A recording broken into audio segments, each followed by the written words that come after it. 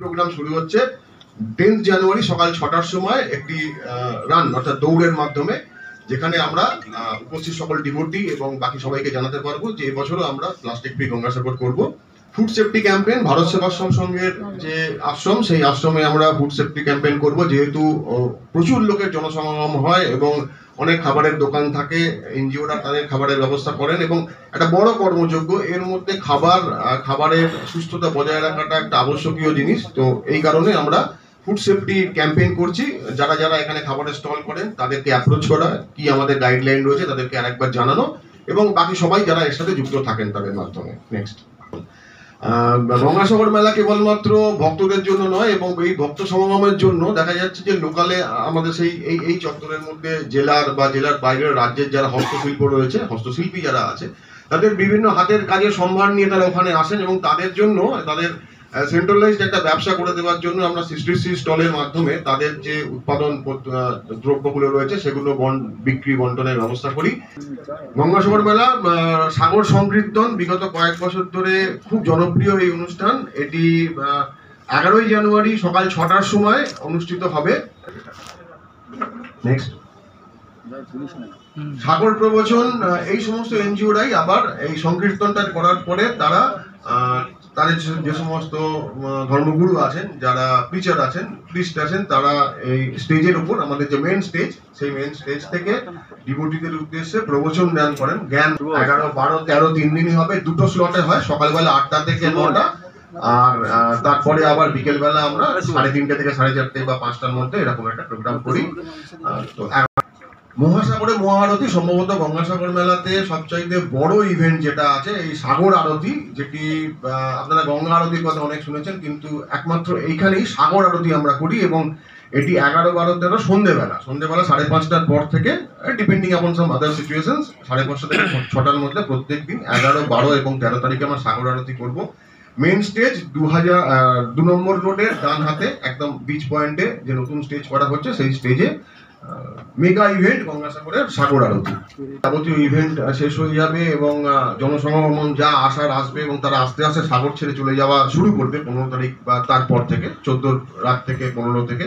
তো 16 তারিখে আমরা বিচ ক্লিনিং ড্রাইভ করব, এবং যে সাগরের যে মূল যে পবিত্রতা, সেই পবিত্রতা রক্ষার জন্য এত লোক জনসমাগম হলে স্বাভাবিকভাবেই কিছু নোংরা থাকবে, কিছু লোকের ব্যবহার করা জিনিস থেকে যাবে, সেই জিনিসগুলোকে রিলিজিয়াসলি পরিষ্কার করা এবং সাগরকে তার পবিত্রতা ফিরিয়ে দেওয়ার, একদম পুরোপুরি আগের অবস্থায় ফিরিয়ে দেওয়া, যাতে কোনোভাবে এরকম কোনো কারোর অভিযোগ না থাকে।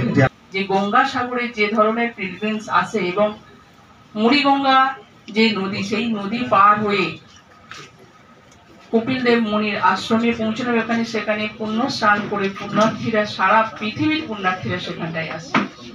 আমাদের মাননীয় মুখ্যমন্ত্রী, আপনারা দেখেছেন, এই পিলগ্রিমসদের জন্য ডিএম সাহেব ডিটেলস বললেন, বাস থেকে, লঞ্চ থেকে, ভেসেল থেকে শুরু করে বাফার জোন, হেলথ, বিশেষ করে আমাদের পুলিশ প্রশাসন আছে, তারা এই মেলাটাকে এত সুন্দরভাবে পরিচালনা করে, এবং এত পিলগ্রিমস আছে, তাদের এত সুন্দর পরিষেবা দেয়। আমাদের প্রত্যেকটা আধিকারিক, ডিএম, এডিএম, আমাদের এডিএম জি, আমাদের গঙ্গাসাগরের যে জেভিটির যে চেয়ারম্যান, আমাদের সহকারী সভাধিপতি, আমাদের সুমন্ত মালি মহাশয়, আমাদের সহকারী সভাধিপতি তিনি আছেন, আমাদের এডিএম ডেভেলপমেন্ট আছেন, এডিএম জেপি সাহেব আছেন, আমাদের এসপি সাহেব কটেশ্বর রায় মহাশয়, তিনি গতবারেও মেলাটাকে খুব সুন্দরভাবে দায়িত্ব নিয়ে পরিচালনা করেছেন, এবং আমরা দেখেছি যে ভাবে জড়িত, এবং জেলা তো রয়েছেই, সমস্ত ডিপার্টমেন্ট, আপনারা যারা সাংবাদিক বন্ধুরা রয়েছেন,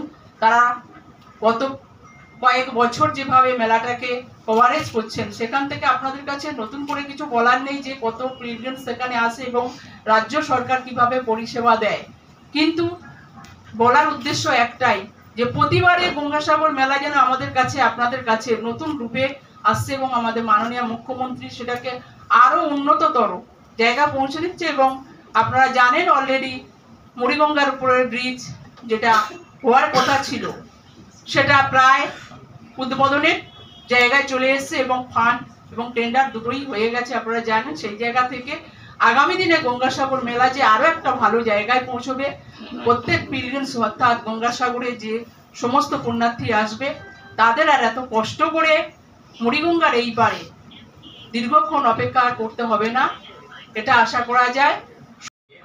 আমি পুলিশ পক্ষ থেকে যা যা অ্যারেঞ্জমেন্টস আছে ও অ্যারেঞ্জমেন্ট আপনাকে ব্রিফ করে দেবো। আমাদের মাননীয় DG and IGP, ADG law and order, ADG SP, DAGPR, DG telecom আর অন্যান্য সিনিয়র অফিসার্সরা কন্টিনিউসলি ভিজিট করে যাচ্ছেন আর আমাদেরকে ডাইরেকশন দিচ্ছেন। অ্যান্ড গত বছরের মেলা মাননীয় মুখ্যমন্ত্রী গাইডেন্সে আমরা ফ্ললেস করলাম, অনেক ভালোভাবে আমরা পার করলাম গত বছর মেলা। এই বছর মেলা ওই রকমটা পার করার জন্য আমাদের মধ্যে কোঅর্ডিনেশন সব কিছু ঠিক মতো চলছে। एंड गंगासागर मेला स्टार्ट होचे 8 থেকে 17 পর্যন্ত আর হোলি ডিপ স্টার্ট হবে 14th 6:58 am two 15 6:58 am।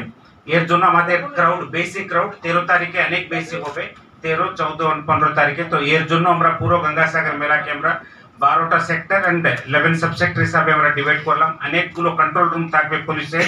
And তারপরে আমরা বাফার জোনস আছে যেখানে গাড়িগুলো আমরা পার্কিং করার জন্য আমাদের জায়গাটা লিমিটেড জায়গা, হারুদ পয়েন্ট কোস্টলের কাছে যে জায়গা আছে লট 8-এ, তো আমরা বিভিন্ন জায়গা থেকে বাফার জোনস রাখছি, অল্টারনেটিভ বাফার জোনস রাখছি। বাই চান্স বৃষ্টি হলে তখন আমাদের পার্কিং অ্যারেঞ্জমেন্ট আমরা আলাদাভাবে করছি। And police force deployment around 30 senior officers include করে 13,000 ফোর্স আমরা ডিপ্লয় করছি। এই ছাড়া মোটরসাইকেল পেট্রোলিং টিম থাকছে, ওয়াচ টাওয়ার থাকছে, সিসিটিভি ক্যামেরা মনিটরিং হচ্ছে, অ্যান্টি ক্রাইম পেট্রোলিং টিমস থাকছে, হিট টিমস থাকছে। অ্যান্ড পুলিশ অ্যাসিস্ট্যান্টস বুথে মে হেল্প ইউ বুথসগুলো অনেকগুলো বুথ থাকছে। অ্যান্ড এই চ্যালেঞ্জ আছে লট 8 থেকে কুচবিহার থেকে, নামখানা থেকে, চেমগুড়ি বেলবন থেকে ট্রান্সপোর্টেশন পিলগ্রিমসের মুভমেন্ট দিয়ে। এর জন্য আমরা রিভার এন্ড পেট্রোলিংয়ের উপরে বেশি ধ্যান দিলাম। নেভি দুটো টিম থাকছে, কোস্ট গার্ড একটা টিম থাকছে, সিভিল ডিফেন্স 5টা টিম থাকছে, water wing and civil defence 5টা টিম থাকছে। এছাড়া আমরা ডিবোর্ডিং পয়েন্ট আগে আশ্রম মোড় কাছে থাকতো এন্ড কুচবিহার ক্যাপাসিটিটা লিমিটেড, ও ক্যাপাসিটিকে বাড়ানোর জন্য আমরা ডিবোর্ডিং পয়েন্ট বিবেকানন্দ বাস স্ট্যান্ডের দিকে, বিবেকানন্দ স্কুলের কাছাকাছি আমরা নিয়ে যাচ্ছি, যেখানে আমরা 1 কিলোমিটার জায়গা পাচ্ছি। এই ছাড়া আমরা যখন সাগর দিকে গেলে সাগর দিকে খেবন বাস স্ট্যান্ড থেকে জেলাল মোড় পর্যন্ত আমরা ব্যারিকেডিং করে বাস স্ট্যান্ডকে এক্সটেন্ড করছি। জেনারেলি খেবন কেটুর বাস স্ট্যান্ডের উপরে প্রচুর চাপ থাকবে, তো আমাদের লিমিটেড বাস মুভমেন্ট থাকবে। ও সংখ্যাগুলো বাড়ানোর জন্য, জায়গাগুলো এক্সটেনশন করার জন্য আমরা এই অ্যারেঞ্জমেন্টস আমরা করাচ্ছি। এন্ড আপনারা সবাই জানেন যে বিচ নাম্বার 2 আমাদের টেম্পল রোড নাম্বার 2 ওখানে বিচ এরোজ হয়ে আছে। এর জন্য আমরা বিচের দু দিক থেকে particularly road number 1 and road number 6 থেকে যা যা anti crime patrolling team beach ভালো করে ব্যবহার করার জন্য, আমাদের মেটাল রোড ঠিক মতো রাখার জন্য, ব্যারিকেডিং ঠিক মতো করার জন্য, এর জন্য পুলিশ অ্যারেঞ্জমেন্ট ঠিকঠাক চলছে। আর